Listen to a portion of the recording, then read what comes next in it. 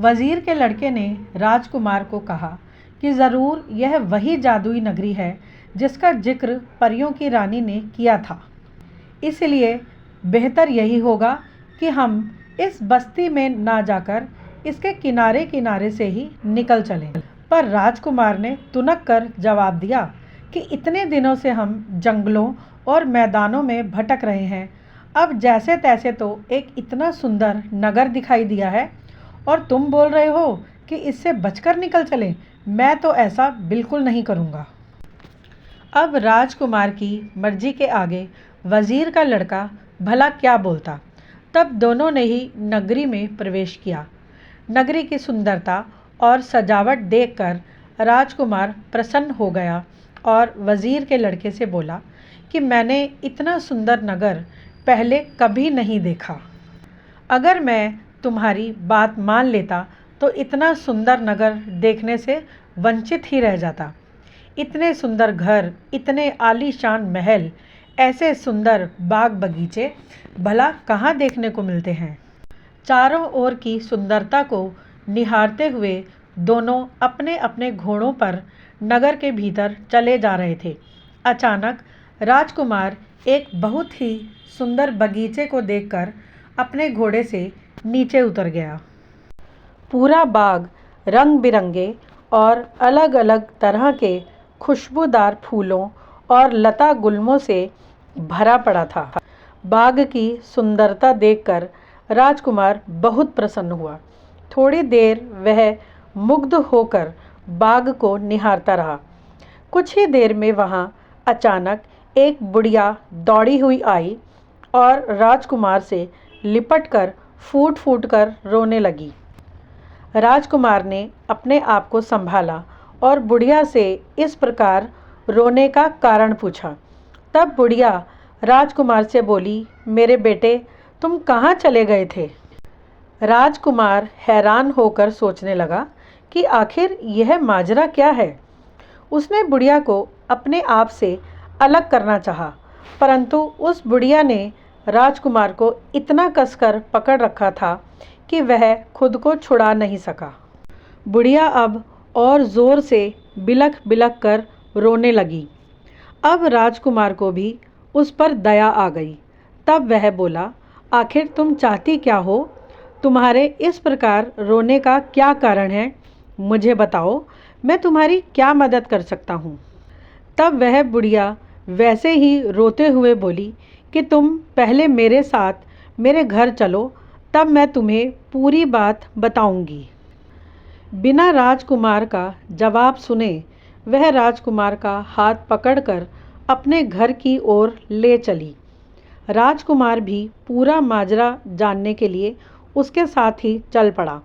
वज़ीर के लड़के ने राजकुमार को इस प्रकार बुढ़िया के साथ जाने से मना किया, परंतु राजकुमार ने उसे कहा कि तुम यहीं ठहरो, मैं अभी आता हूँ। इतना कहकर राजकुमार बुढ़िया के साथ चल पड़ा। कुछ ही दूरी पर उस बुढ़िया का घर था। घर का दरवाज़ा पहले से ही खुला पड़ा था। बुढ़िया राजकुमार को लेकर उस घर के अंदर चली गई। जैसे ही वे दोनों उस घर के अंदर गए, दरवाज़ा अपने आप ही बंद हो गया। क्योंकि वज़ीर का लड़का भी राजकुमार के पीछे पीछे ही चला आया था, परंतु इस प्रकार दरवाज़ा बंद होता देखकर वह घबरा गया और ज़ोर ज़ोर से दरवाज़ा खटखटाने लगा, परंतु किसी ने दरवाज़ा नहीं खोला। तब वह मन ही मन बोला कि अब यह क्या नई मुसीबत आ गई। उसने बार बार दरवाज़ा खटखटाया, राजकुमार को आवाज़ लगाई, परंतु उसे अंदर से कोई जवाब नहीं मिला। आखिरकार थक हार कर वे वहीं बैठ गया। कई घंटों तक प्रतीक्षा करने के बाद भी ना तो वह दरवाज़ा खुला और ना ही राजकुमार बाहर आया। असल में वह बुढ़िया एक जादूगरनी थी। उसने देख लिया कि राजकुमार के हाथ में एक ऐसी अंगूठी है जिसके प्रभाव से राजकुमार पर उसके जादू का कोई असर नहीं होगा। इसलिए जब उसने राजकुमार का हाथ पकड़ा था, तब चालाकी से उसके हाथ से अंगूठी भी उतार ली थी। इसी वजह से राजकुमार पूरी तरह से उसके वश में हो गया था। अब उस जादूगरनी ने राजकुमार को एक मक्खी बनाकर दीवार पर बिठा दिया। उस जादूगरनी ने अपने जादू के जोर से अपना रूप बुढ़िया का बना रखा था। राजकुमार को मक्खी बनाने के बाद वह बुढ़िया अपने असली रूप में आ गई और राजकुमार को भी वापस उसके असली रूप में ले आई। और तब हंसते हुए राजकुमार से बोली कि बहुत दिन प्रतीक्षा करने के बाद तुम जैसा आदमी मिला है। राजकुमार हैरान होकर उस बुढ़िया को इधर उधर ढूंढने लगा। वह बुढ़िया कहाँ चली गई जिसके साथ वो यहाँ तक आया था, और उस बुढ़िया की जगह यह सुंदर युवती कहाँ से आ गई। राजकुमार की ऐसी हालत देखकर वह युवती ज़ोर ज़ोर से हंसने लगी और बोली, अरे इतने जवां मर्द होकर भी घबरा क्यों रहे हो? तुम्हें मुझसे डरने की कोई ज़रूरत नहीं है। आओ मेरे साथ चौपड़ खेलो। राजकुमार दुखी होकर उस युवती से बोला कि मैं यहाँ नहीं रुक सकता। तब उस युवती के पूछने पर राजकुमार ने उसे पूरी बात बता दी कि मुझे जल्द से जल्द सिंहल द्वीप पहुंचकर राजकुमारी पद्मिनी से मिलना है। राजकुमार की बात सुनकर वे युवती थोड़ा गंभीर होकर परंतु मुस्कुराकर बोली कि ठीक है, पर तुम वहाँ पहुँचोगे कैसे? जबकि राजकुमार रानी पद्मिनी के किले के चारों ओर की नाकेबंदी की बात सुन चुका था, फिर भी पूरी तरह अनजान बनकर बोला कि क्यों, वहाँ पहुँचने में भला क्या दिक्कत है? तब वह युवती बोली कि पहले तो तुम सिंहल द्वीप पहुँच ही नहीं सकोगे, और अगर पहुँच भी गए तो राजकुमारी पद्मिनी से मिल पाना असंभव है। उसकी बात सुनकर राजकुमार बोला कि मुझे हर हाल में अपना यह प्रण पूरा करना है। यदि मेरा यह प्रण पूरा नहीं हुआ तो मैं अपने प्राण त्याग दूंगा। राजकुमार की बात सुनकर वे युवती करुणा से भरकर बोली, नहीं नहीं, मैं ऐसी नौबत ही नहीं आने दूंगी। अब सिंहल द्वीप पहुंचने में मैं तुम्हारी मदद करूंगी। तब उस युवती ने राजकुमार को एक छोटी सी डिबिया में एक काला और एक सफ़ेद बाल दिया और बोली कि अगर तुम किसी मुसीबत में फंस जाओ तब काला बाल जलाने पर पिशाचों की फ़ौज आ जाएगी और सफ़ेद बाल जलाने पर देवताओं की फ़ौज हर तरह से तुम्हारी रक्षा और सहायता करेगी, और तुम उन्हें जैसा आदेश दोगे वह वैसा ही करेंगी। यह सुनकर राजकुमार की जान में जान आई। राजकुमार ने उस युवती को धन्यवाद दिया। तब वह युवती बोली कि मैं हर तरह से तुम्हारी सहायता करूंगी, परंतु मेरी एक शर्त है कि तुम रानी पद्मिनी को लेकर लौटते समय पहले यहाँ मेरे पास आओगे और मुझे भी अपने साथ लेकर जाओगे। तब राजकुमार कुछ पल सोचकर बोला कि ठीक है, मुझे तुम्हारी यह शर्त मंजूर है। तब वह युवती बोली कि मुझे मालूम है कि तुम कितने अधीर हो, इसलिए मैं तुम्हें रोकूंगी नहीं। उस युवती को बीच में ही रोककर राजकुमार बोला कि मेरा मित्र बाहर मेरे लिए बहुत बेचैन हो रहा होगा, इसलिए अब तुम मुझे बाहर जाने दो। तब उस युवती ने बड़ी ही शरारत भरे अंदाज में कहा कि मुझे भी अपने साथ ही ले चलो ना। तब राजकुमार ने कहा कि नहीं, मैं तुम्हें अपने साथ नहीं ले जा सकता। युवती बोली कि बस आज की रात, सिर्फ आज की रात तुम मेरे साथ चौपड़ खेल लो, सुबह चले जाना, मैं तुम्हें नहीं रोकूंगी।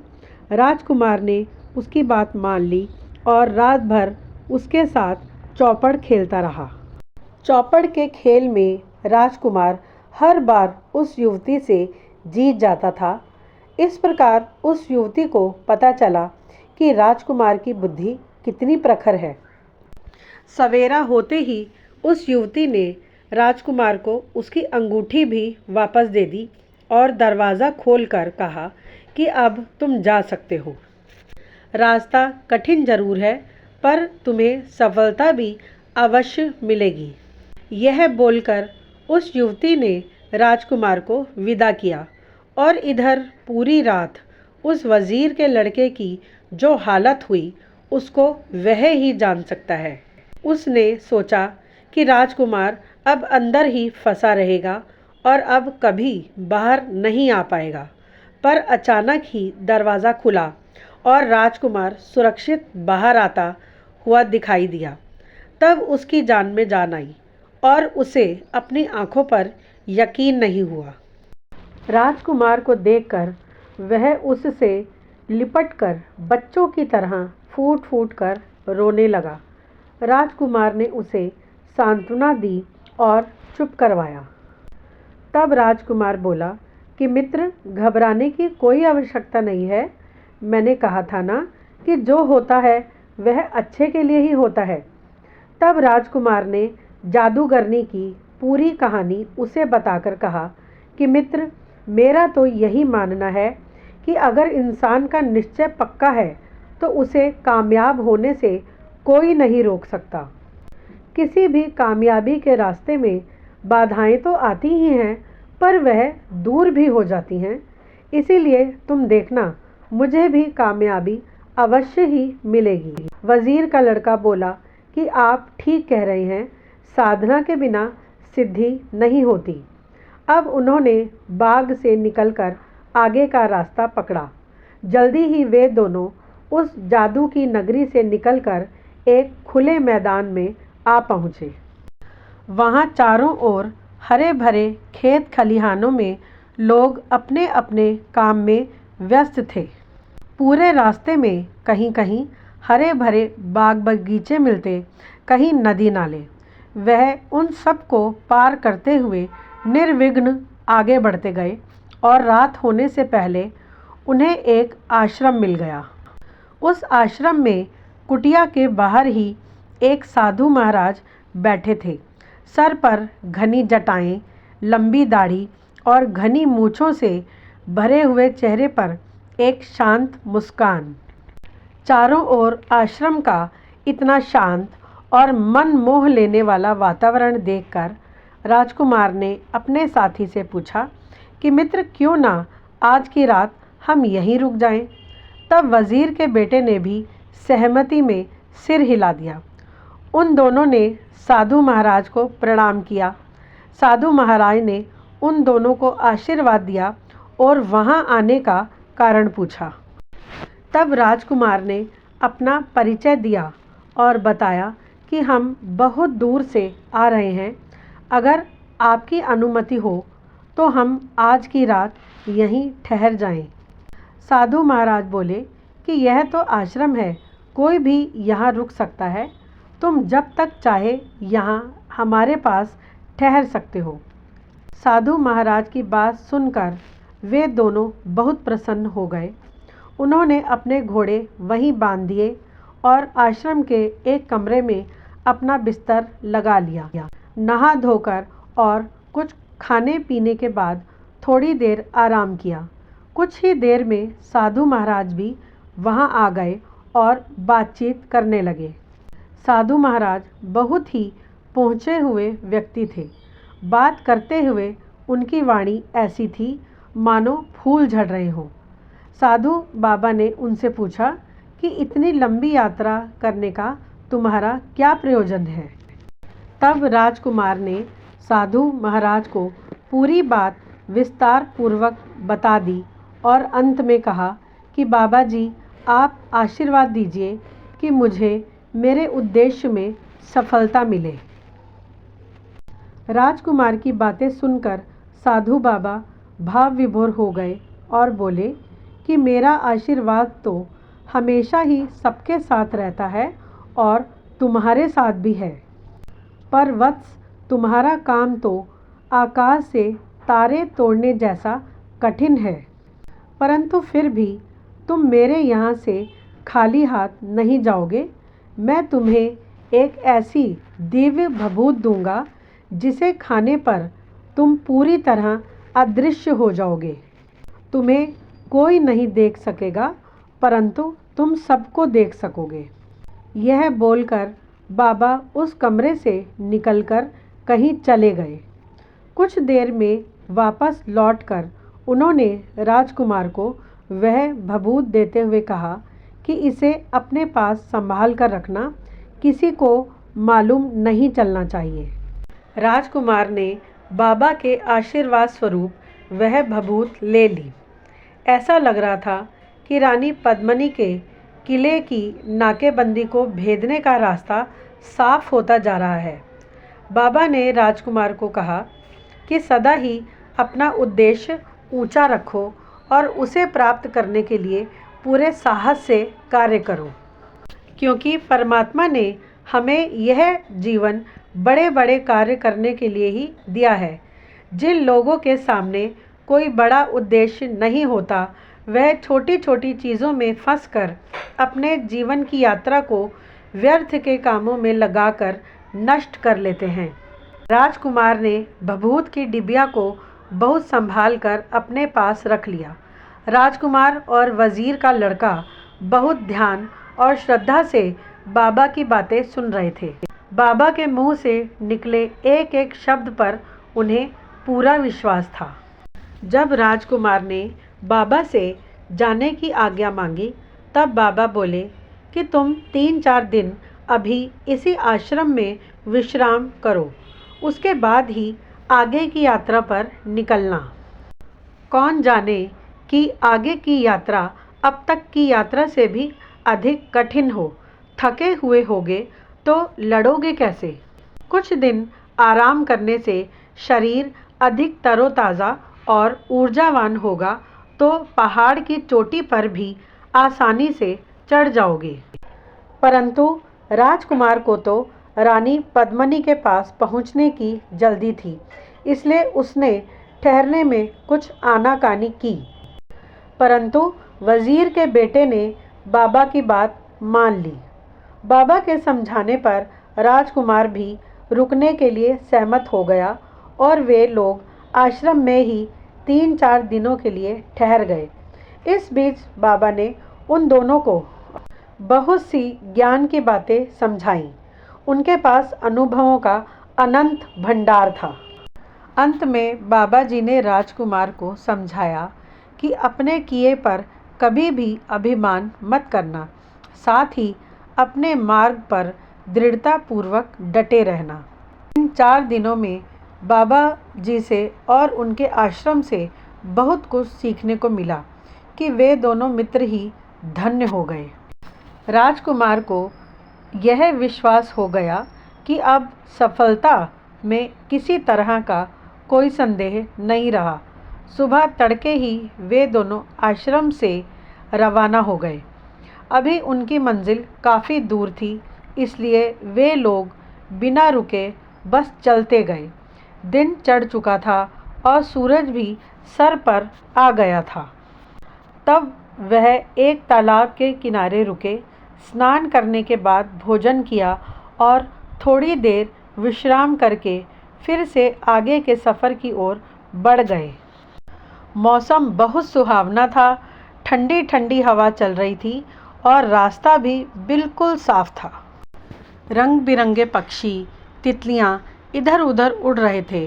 राजकुमार अपने मार्ग में पड़ने वाले सभी दृश्यों का आनंद लेते हुए वजीर के लड़के से बोला कि देखो मित्र, सब कुछ कितना गतिशील और मनमोहक है।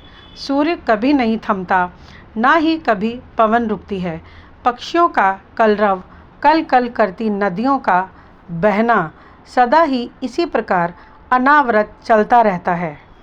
मनुष्य को भी प्रकृति से सीख लेनी चाहिए कि गतिशील रहना ही जीवन है। राजकुमार की बात सुनकर वजीर का लड़का बोला कि आपने ठीक कहा, धरती भी तो निरंतर घूमती रहती है। अगर धरती का घूमना रुक जाए तो दुनिया में हाहाकार ही मच जाएगा, क्योंकि गति ही जीवन है। अब वे दोनों मित्र ही बिल्कुल शांत हो गए और अपने चारों ओर के सुंदर वातावरण का आनंद लेने लगे। आज तो घोड़ों पर भी जैसे अपने मालिक के मनोभावों और आसपास के मनमोहक वातावरण का प्रभाव हो गया था, इसलिए उनकी चाल भी मस्त और तीव्र होती जा रही थी। सूरज ढलने लगा और अंधेरा अपनी चादर फैलाने लगा, परंतु जब तक पूरी तरह अंधेरा नहीं घिर आया, वे दोनों बराबर चलते रहे। उसके बाद वह एक घने वृक्ष के नीचे रात बिताने के लिए ठहर गए। आज राजकुमार के मन में विचारों का ज्वार भाटा उठ रहा था। इसके विपरीत आज बहुत दिनों बाद वजीर का लड़का गहरी नींद सो गया था। तभी राजकुमार ने देखा कि उस पेड़ पर एक तोता मैना आकर बैठ गए और आपस में बिल्कुल मनुष्यों की भाषा में बात करने लगे। राजकुमार हैरान होकर बड़े ध्यान से उनकी बातें सुनने लगा। तब तोते ने मैना को कहा कि प्रिय, मुझसे कुछ बात कहो जिससे कि यह रात कटे। तब मैना बड़े प्रेम से बोली कि स्वामी, आप बताइए, मैं आपसे आप बीती कहूँ या पर बीती। तब तोते ने कहा कि प्रिय, आप बीती तो हम रोज ही सुनते हैं, आज तो तुम कुछ पर बीती सुनाओ। तब मैना कुछ सोचकर बोली कि इस नगर के राजा की एक बेटी है जो बहुत ही भोली भाली और अत्यंत रूपवान है। तोते ने शरारत भरे अंदाज में कहा कि तुम जैसी। तब मैना शर्मा कर बोली कि तुम्हें तो हर घड़ी बस मजाक ही सूझता है। तब मैना ने आगे कहा कि राजकुमारी बहुत दिनों से बीमार है। दुनिया भर के वैद्य और हकीम उसका इलाज करके थक चुके हैं, पर वह ठीक नहीं हो रही। राजा अपनी इकलौती पुत्री के लिए बहुत परेशान है। तब तोते ने कहा कि सचमुच यह तो बहुत दुख की बात है। बेचारा राजा बहुत परेशान है। मैना ने भी दुखी स्वर में कहा कि राजा ने तो यहाँ तक ऐलान करवा दिया है कि जो कोई भी राजकुमारी की बीमारी दूर कर देगा, वे राजकुमारी की शादी उसी से करवा देंगे। राजकुमारी को पाने के लालच में दुनिया भर से तरह तरह के लोग आ रहे हैं, पर कोई भी उसे अभी तक ठीक नहीं कर पाया। राजा निराश हो चुका है। इतना कहकर मैना चुप हो गई। कुछ देर चुप रहने के बाद तोता बोला कि राजकुमारी की बीमारी दूर करने का कोई तो रास्ता ज़रूर होगा। तब मैना ने कहा कि अगर कोई व्यक्ति इस पेड़ की जड़ ले जाए और उसे घिसकर पानी में मिलाकर राजकुमारी को पिला दे, तब वह अपने रोग से छुटकारा पा लेगी। इतना कहकर मैना चुप हो गई। राजकुमार उसी समय उठा और अपने भाले की नोक से मिट्टी खोदकर उस पेड़ की थोड़ी सी जड़ काटकर अपने पास रख ली और चुपचाप अपने बिस्तर पर आकर लेट गया। सुबह होते ही वे दोनों मित्र उठे और तैयार होकर आगे की यात्रा पर चल दिए। रास्ते में राजकुमार को वही नगर मिल गया जिसकी चर्चा रात को तोता मैना के बीच चल रही थी। सचमुच शहर में बार बार मुनादी की जा रही थी कि राजकुमारी को जो कोई भी अच्छा कर देगा, राजा उसके साथ राजकुमारी का ब्याह कर देगा, साथ ही अपना आधा राज्य भी उसे ही दे देगा। राजकुमार ने अपना घोड़ा महल के द्वार पर रोक दिया। वजीर के लड़के ने उसे फिर से रोकना चाहा, पर अब राजकुमार कहाँ मानने वाला था। राजकुमार ने चौकीदार को कहा कि तुम राजा के पास मेरा संदेश लेकर जाओ कि मेरे पास राजकुमारी की बीमारी का इलाज है। राजकुमार को तुरंत ही राजा के सामने पेश किया गया। राजा ने बहुत दुखी होते हुए कहा कि बड़े बड़े वैद्य भी मेरी बेटी का इलाज करने में असमर्थ रहे हैं। क्या सचमुच तुम्हारे पास मेरी पुत्री की बीमारी का इलाज है? राजकुमार ने राजा को कहा कि मुझे जल्दी से राजकुमारी के पास ले चलिए।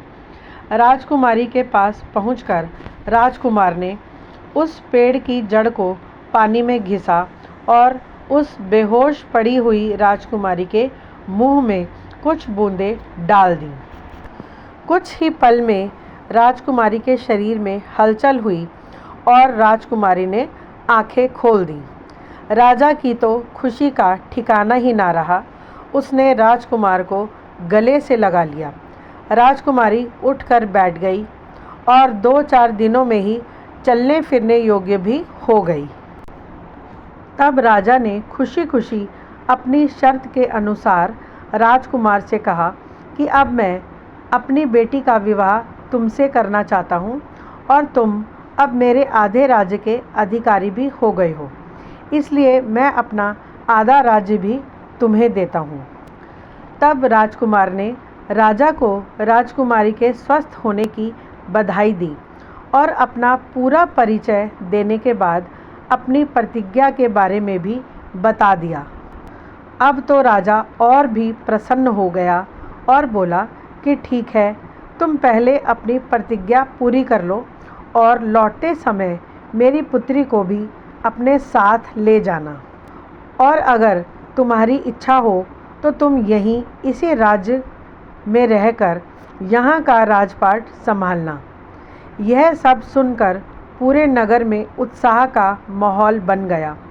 नगरवासी प्रसन्न होकर राजकुमार से मिलने को आतुर हो गए, परंतु क्योंकि राजकुमार के पास इतना समय नहीं था, इसलिए राजा ने बड़ी कठिनाई से लोगों को रोका और बहुत ही मान सम्मान के साथ राजकुमार को विदा करते हुए कहा कि यहाँ से 10 कोस पर पश्चिम की ओर एक गुफा है। उसमें एक बाबा रहते हैं, तुम उनसे मिलते हुए जाना। वह भी तुम्हारे कार्य में तुम्हारी मदद करेंगे। जब राजकुमार महल से बाहर आया तब वज़ीर का लड़का भी उसकी राह देख रहा था और उसे भी सारा समाचार पहले ही मिल चुका था। उसने प्रसन्न होकर राजकुमार को अपने गले से लगा लिया और पूछा कि यह चमत्कार कैसे हो गया। तब राजकुमार ने वज़ीर के लड़के को पिछली रात की तोता मैना वाली घटना बता दी। तब वज़ीर का लड़का बोला कि सचमुच कभी कभी इस दुनिया में चमत्कार भी हो जाते हैं। तब राजकुमार बोला कि तुम ठीक कह रहे हो, ना हम उस पेड़ के नीचे ठहरते और ना ही यह चमत्कार होता। सचमुच उन तोता मैना ने मुझ पर बहुत बड़ा उपकार किया है, क्योंकि राजा ने राजकुमार को बाबा से मिलने का आग्रह किया था, इसलिए राजकुमार ने उसी दिशा की ओर प्रस्थान किया। ठीक 10 कोस के बाद ही उन्हें वे गुफा मिल गई। घोड़े से उतरकर वे दोनों गुफा के अंदर चले गए। अंदर बाबा समाधि लगाकर बैठे हुए थे। दोनों ने बाबा को प्रणाम किया और सामने ही खड़े हो गए। कुछ ही देर में बाबा ने आंखें खोली और जिज्ञासावश उनसे आने का कारण पूछा। राजकुमार ने पूरी शालीनता से बाबा को पूरी घटना बता दी और कहा कि राजा ने मुझे आपके दर्शन करने के लिए भेजा है। राजकुमार की बात सुनकर बाबा बड़ी आत्मीयता से बोले कि वत्स, तुमने सचमुच ही बहुत कठिन और जोखिम भरा कदम उठाया है। तब राजकुमार ने कहा कि बाबा, इंसान का जन्म ही कठिन काम करने के लिए हुआ है। राजकुमार की बात सुनकर बाबा खुश हो गए और उनकी आंखें चमक उठीं। वे बोले कि तुमने बिल्कुल ठीक कहा है। जो इंसान अपने जीवन की कठिनाइयों से बचकर रहता है, वह भला इंसान कैसा। फिर कुछ रुककर बाबा बोले कि अब तुम सिंहल द्वीप के काफ़ी नज़दीक पहुंच गए हो, परंतु अभी तुम्हें वहां तक पहुंचने के लिए एक महासागर पार करना होगा। तुम वह महासागर कैसे पार करोगे? तब राजकुमार ने बिना किसी लाग लपेट के उत्तर दिया कि बाबा, जो शक्ति मुझे यहाँ तक लेकर आई है, अब आगे भी वही शक्ति मुझे इस कठिनाई से निकलने का रास्ता भी अवश्य दिखाएगी। राजकुमार का उत्तर सुनकर बाबा बहुत ही खुश हो गए और कहा कि वत्स, आदमी तो केवल निमित्त मात्र है, असल में तो वह दिव्य परम शक्ति ही सभी कार्यों को करवाने वाली है। इतना कहकर बाबा ने एक खड़ाओं की जोड़ी राजकुमार को देते हुए कहा कि इन्हें अपने पैरों में पहनकर तुम सहज ही बिना किसी कठिनाई के समुद्र पार कर जाओगे। राजकुमार ने बहुत ही कृतज्ञ भाव से बाबा के चरणों में सिर रख दिया और बाबा ने समुद्र पार करने के लिए खड़ाओं की जोड़ी देकर उसकी पीठ थपथपाकर आशीर्वाद देकर उन्हें विदा किया। जब वे दोनों घोड़े पर सवार होकर आगे की यात्रा पर चले, तब राजकुमार बहुत ही भाव विभोर हो रहा था। उसने वजीर के लड़के से कहा कि सचमुच राजा बहुत ही उदार था। मैंने जो उसकी मदद की, उसने इस प्रकार इसका बदला भी चुका दिया और इतनी सरलता से इस कठिन समस्या का हल भी मिल गया। अब दोनों मित्र आगे बढ़ने लगे। वे जल्द से जल्द उस विशाल सागर तक पहुंचना चाहते थे, परंतु अचानक ही राजकुमार को एक चिंता ने आ घेरा कि वह तो खड़ाओं की मदद से सागर पार कर लेगा, पर उसके साथी का क्या होगा, क्योंकि बाबा ने तो खड़ाओं का एक ही जोड़ा दिया है। तब राजकुमार ने अपने साथी से कहा कि मित्र,